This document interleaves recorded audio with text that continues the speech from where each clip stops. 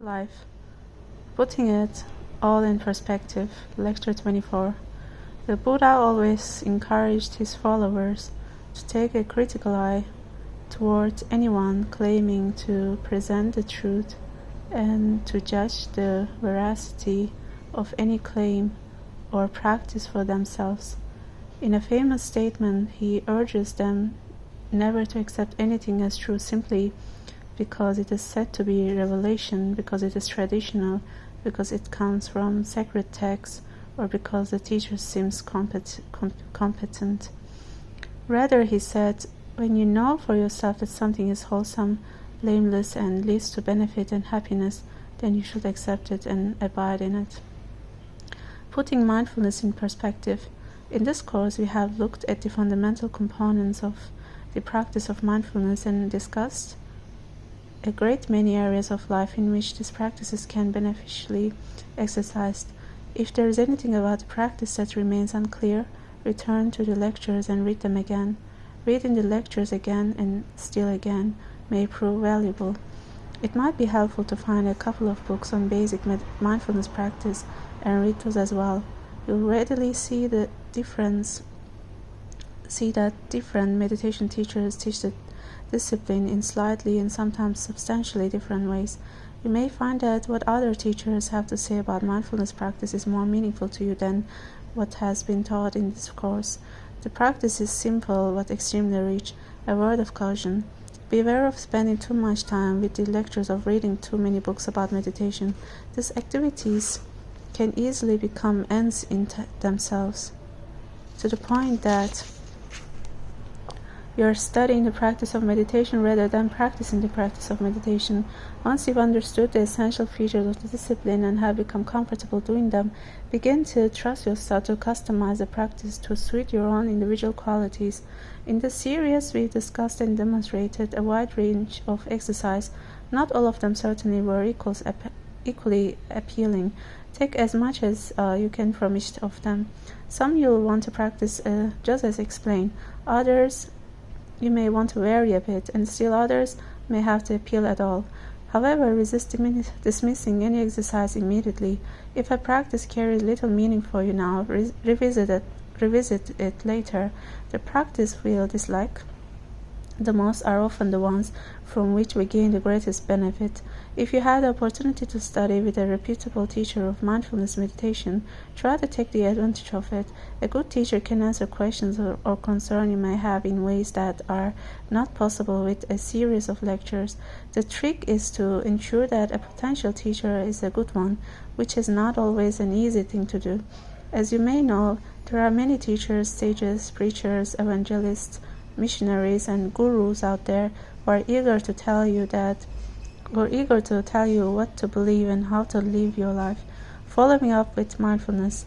As you proceed with daily practice, you may consider at some point to intensify your meditation experience with a retreat. There are many types of retreat, and each can be very beneficial for your practice. Perhaps the simplest is to dedicate a day to mindfulness in the comfort of your own home. Try to arrange to be alone and quiet for 4 to 8 hours more if you are able, where you do nothing other than practice. You can design this self-retreat in any way that suits you, but it ought to include alternating sitting and walking practice. If you choose, you can add a body scan, mindful eating, and listening to a recorded talk on mindfulness. There are many locations on the internet where you can download such talks. If you search the internet, you'll always find plenty of listings for other kinds of retreats. There are a growing number of retreat centers across the country and throughout the world that offers retreats lasting for a weekend to 3 months, to the traditional 3-year, 3-month, 3-day retreat taken by some very committed practitioners. A very popular type of retreat in the mindfulness tradition lasts for 10 days. In a 10-day retreat, you'll usually with other practitioners sitting and walking for as much as 16 hours a day, all in silence. A retreat of this length will benefit your practice and the rest of your life enormously. The most important thing about practicing mindfulness is just do it. It's difficult to get started sometimes, and it's difficult to continue, but the rewards are immeasurable. Mindfulness and life. Meditation, of course, does more than just provide a quiet refuge. It also profoundly alerts the way you view yourself, the world, and the place in it, and your place in it. When you study a lot of traditions, it's hard not to take away something from each one that impacts the way you live and view the world, even for a viewpoint or practice that you would never dream of adopting wholesale. You should always find something worth affirming. In addition, views sometimes change, and you should always remain open to that change. Being firmly attached to beliefs and perspectives, and as mindfulness practice suggests, can lead to great confusion and quarreling. The Buddha even caused his students not to become attached to his teachings. He told his students that his teachings are a raft. When you use a raft to get from one side of the lake to another, you don't pick it up and carry it around with you. You leave it on the shore. Subverting the notion of a fixed identity is one of the things a mindfulness practice will do for you. And best of all, it can help you be comfortable without having a fixed identity. Gaining insight into the transience of the self enables you to think of yourself as a fluid reality, unable to be adequately named by conventional labels.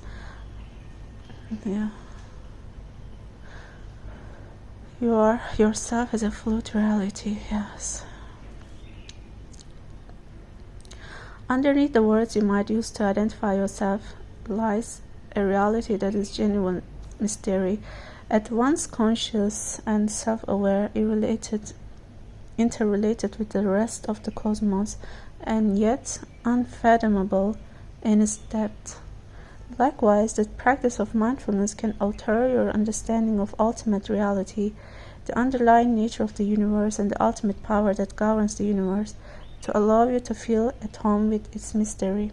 Mindfulness can encourage you to feel immense awe and happiness at being able to marvel at this world and our lives in it without having to provide a comprehensive and systematic explanation for the entire universe.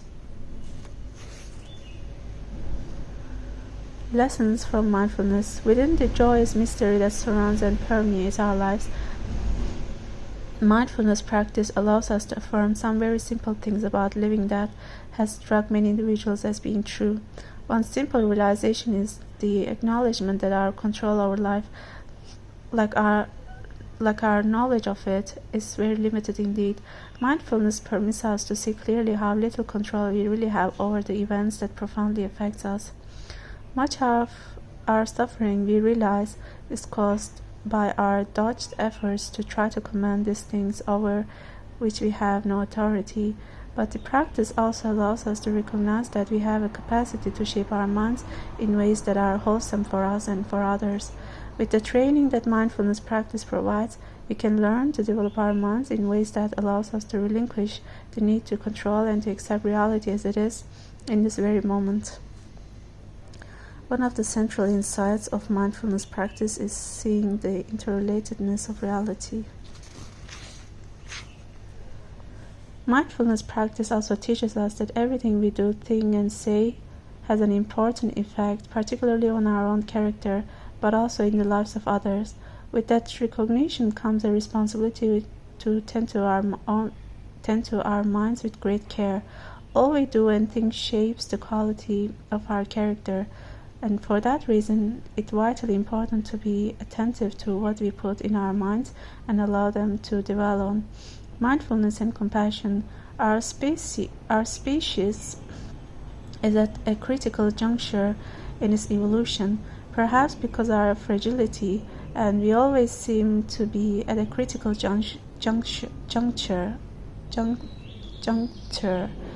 Today, we face a great number of global crises, addressing the great inequities between rich and poor, providing adequate food and health care to all people, dealing with serious environmental issues, coping with acts of terrorism, and coming to terms with the religious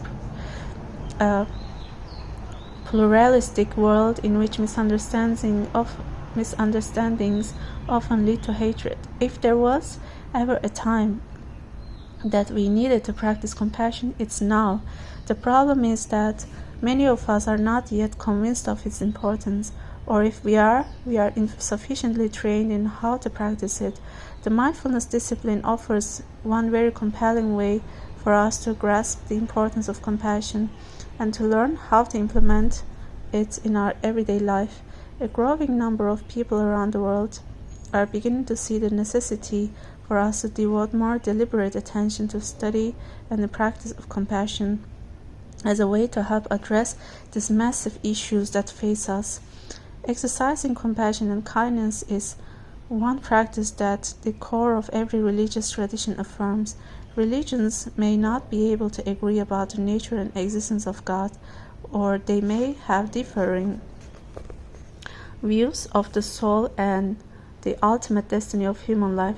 Religions certainly profess different doctrines and perform different rituals and ceremonies, but about the importance of being kind to others and oneself they seem to be in accord. One of the central insights of mindfulness practice is seeing the interrelatedness of reality.